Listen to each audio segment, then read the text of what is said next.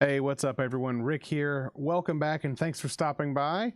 As we all know, Season of the Dawn is now upon us in Destiny 2, and that means that we have a bunch of nerfs and buffs all over the place.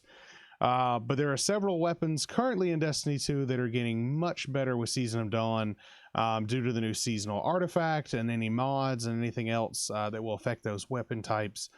Of course, Bungie is carrying over the champion mods found in Season of Undying with anti-barrier rounds, unstoppable rounds, overload, etc., things like that.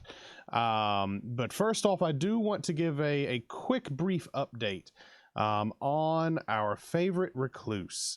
It was nerfed pretty hard, but it still owns. I will be perfectly honest, I would not hesitate using this. I'm sure y'all probably seen other YouTubers or streamers as well rocking it. It still does very well, just not nearly as strong as I felt in PvP, but still PvE it will run and gun.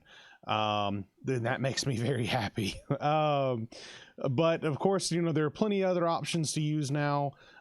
It's outside of the box of, you know, the meta of Izanagi's Burden, Recluse, and Wendigo. Of course, that means you can use a lot more now. In Crucible, I've been trying to run and use the Symmetry Scout and Hawthorne Shotgun as well. Or, you know, you can use another one I've used as well was Tranquility on top of that. So something you can kind of roll with if need be. I'm trying to get the new Buzzard. I've heard the new Buzzard sidearm is very, very good as well for PvP. And then also Hammerhead. Just rock a machine gun in Crucible, and you're good to go at that point. So, anyways, start off with the artifact itself. Have not maxed it out yet. Working on getting through there on this character. But the thing is, I do want to say is, and give an update, is anti-barrier rounds have changed. They're now called the anti-barrier rangers at that point. It can be used on bows, scout rifles, and our favorite dad rifles, so the pulse rifles as well. So it seems like those are going to be the primary focus this season. But with that said, you know, what do we think are some of the best bows, scouts, and, you know, dad rifles out there that we currently use or should, you know, level up to give yourself an upper hand in Season of Dawn?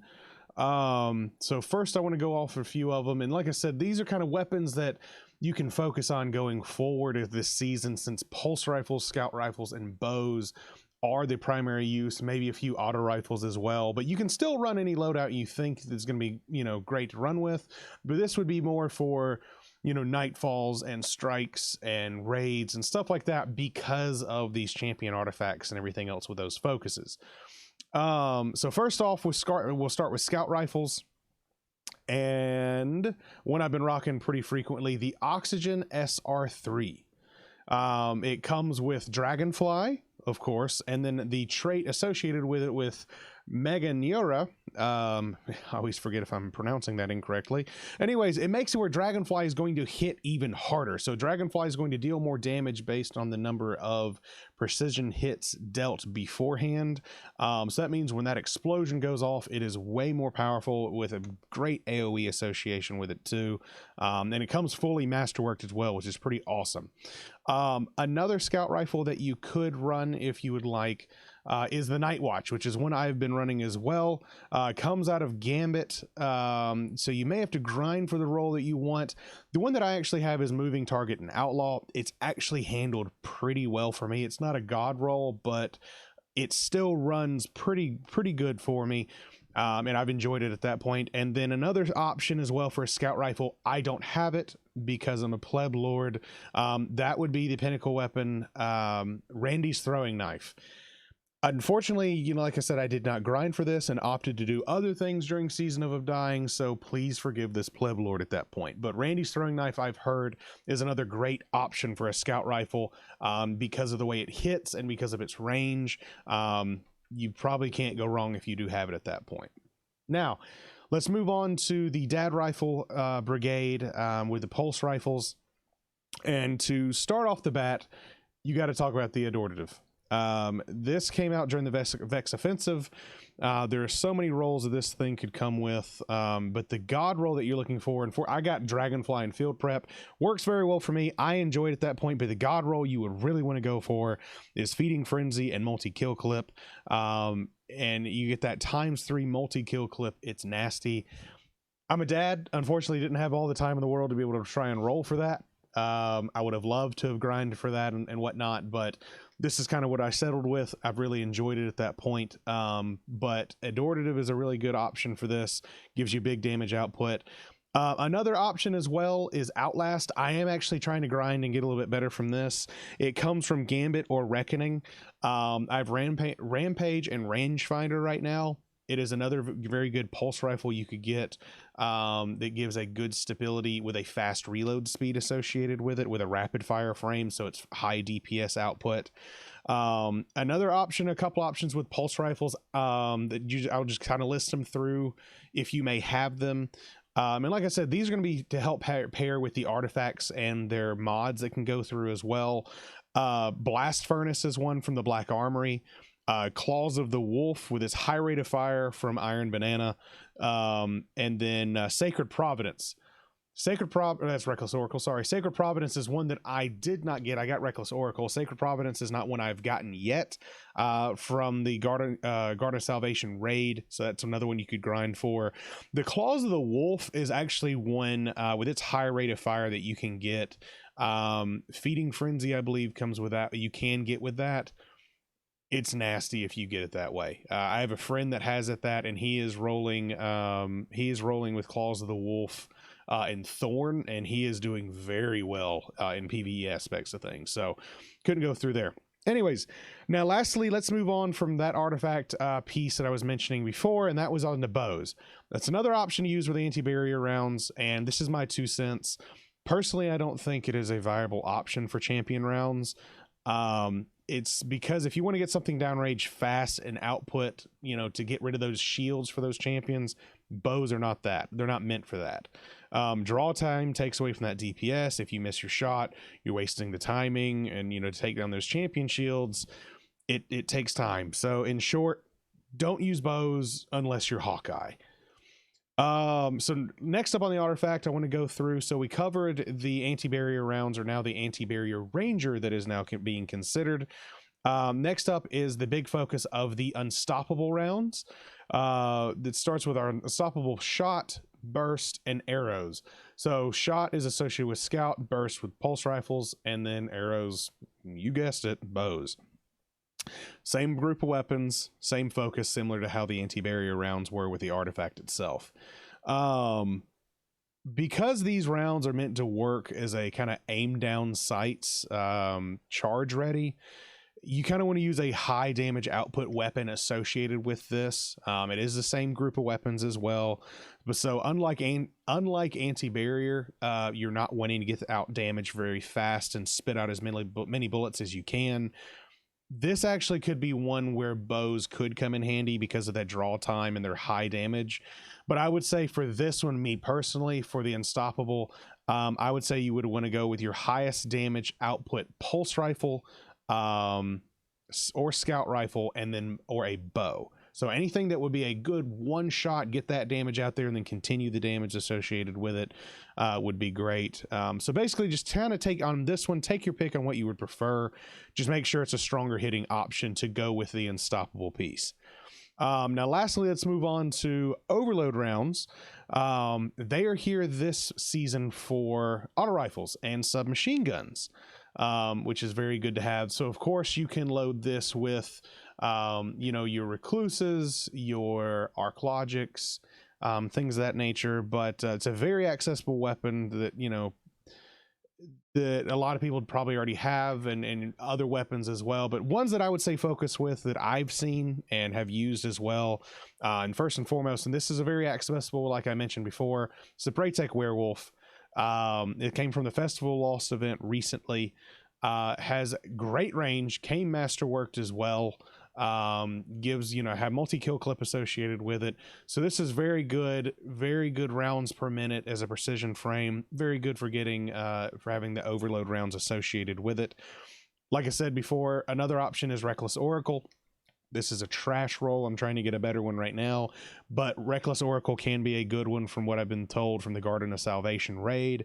Arc Logic, which is probably my favorite option for this with the role that I have of Outlaw and Triple Tap, just spits bullets out real quick, almost like a submachine gun would, outside of, running Recluse, that you could push through this as well for overload rounds. But this came from the Moon Essence grind as well. If you have Gnawing Hunger from the Gambit or Reckoning grind, that could be another viable option that I've been told as well. Now let's head over to the second column of the artifact. And like I said, I'm not going to go over all the artifacts. It's just kind of to get you into Season of Dawn and what kind of focus on going forward. No big builds for, later on with grenades or anything else, finishers. I'll touch on that on a later base, with another video once I get everything else unlocked and played around with a few things. But these are up front from the first couple of levels, what I've found to be good hitters as far as going through Nightfalls and things like that. But the second column of the artifact itself, this column normally gives us mods, of course, but this column is going to give us mods with greatly reduced energy costs. That means they can be used to put on more mods to your armors and other armor pieces than you would have had before. So here you have, enhanced rifle loader, enhanced unflinching rifle aim, enhanced bow loader, enhanced sniper rifle loader, and enhanced linear fusion targeting. As you can see, these are only 2 or 3 costs at this point, but you can see what it says below: greatly increases reload speed of rifle class and everything else. Basically what this is because of this second row and some of the other ads they have now, to where you're going to be able to equip more mods to your armor. That means that this is going to be great for great DPS strategy or damage phases down the road. So the perk associated with that is going to be a big hit. So that means your snipers, your scouts, everything else, that's going to be great to have with being able to equip more mods associated with this going forward. Sniper rifles, of course, are probably going to benefit most from these additional mods and everything else, especially with the enhanced loaders and everything else. So, of course, the snipers that I would say that you probably use, everyone knows, is Anagi's Burden. That's one everybody always wants to go through, mostly because of the Honed Edge perk and the reload speed associated. So if you have Honed Edge with a reload speed perk and you're using the reload cancel with the run mechanic that kind of reduces that reload, you'll be putting damage out pretty high, especially in a damage phase. If you don't have Izanagi's Burden because you're still grinding for it, or you just chose not to get it or anything like that, you could run with Tranquility, which is probably my second favorite sniper rifle in the game right now, which came from the Moon Essence grind. Get a high damage output. Of course, you can roll for specific ones. I have Rampage and No Distractions. Has worked very well for me thus far. It's not a god roll by any means, but still gets the job done. Of course, this is a dad talking to you, trying to get for the other parents and other dads or people that don't have that much time to play. These are great options for you at that point. Another option, and this is actually one, if I don't want to use it in my primary and I want to use it in my energy, is Soul Survivor. This actually is a very good option. It came from Gambit or Reckoning as well. Major damage output with Firing Line and 4 times the charm. But I have Firing Line and Triple Tap, which is great. So I get a extra round every time I get a precision hit. And then Firing Line, of course, increasing its damage when I'm near allies as well. It's been very impressive to have. I've actually used it quite a few times already, and it seems to be doing pretty good. But low key, basically a low key option for everyone out there as well. I haven't tested it myself, but I've been hearing it from others that rapid fire frame sniper rifles that may have like an extended mag or a triple tap apparently are beating out other sniper damage outputs like Izanagi's Burden. So if you have a rapid fire frame of a sniper rifle, you could be doing more damage than Izanagi's, which is pretty crazy if you ask me. Don't know what the loadouts are associated with those. I'll be interested to see if I can find anything. But just keep that in mind. If you played around with it a little bit more, the faster the shots you have going, the better chance you have going, especially with the increased sniper handling and reload time. So that's going to be very interesting. Now, lastly, there are a few linear fusion rifle targeting mods from the Lantern of Osiris. I'm not a big fan of linear fusion rifles, so options I've heard kind of that you people can use, I've been told, was Sleeper Simulant, Arbalist, and Queenbreaker. Feel free to use them if you want. I've seen Arbalist and PvP and Crucible a ton, to the point where I feel like I'm facing a new Recluse. This is almost that point. But you feel like what you want to use there if you are a linear fusion rifle fan. Heavy is always the normal. Use, a great grenade launcher, so for the win. Wendigo, prospectors, things like that. Feel free to use what you wish, or use it this time, or use what suits you, or what you need for your loadout at that point. But like I said, I've been finding myself swapping between Wendigo, Love and Death, which is one of my other favorite ones. And then actually Xenophage. Now that it's fixed, Xenophage is putting out some pretty damn good damage. I've seen quite a few other videos as well. One of them actually was a raid where they were facing Callus. I know it's Callus, but they basically one-phase Callus just with 2 or 3 Xenophages. Very impressive. The thing is putting out some massive damage now that it's fixed, which is the way it was intended. It's basically a sniper rifle in the form of a machine gun. So it's a lot, I know. Currently, I'll be up to date. I'll kind of let you know. This is what I have found most fun thus far outside of the meta. There's so many options you have right now that you can do with Destiny nowadays, because all the different options and the different mods and playing around with things. But this is the one that I've actually found the most fun thus far, and that's the Night Watch with Lord of Wolves that I finally got its catalyst. I got to work on getting its catalyst. It actually dropped just before I started recording this video while I was on stream. I squealed like a little schoolgirl, thankfully.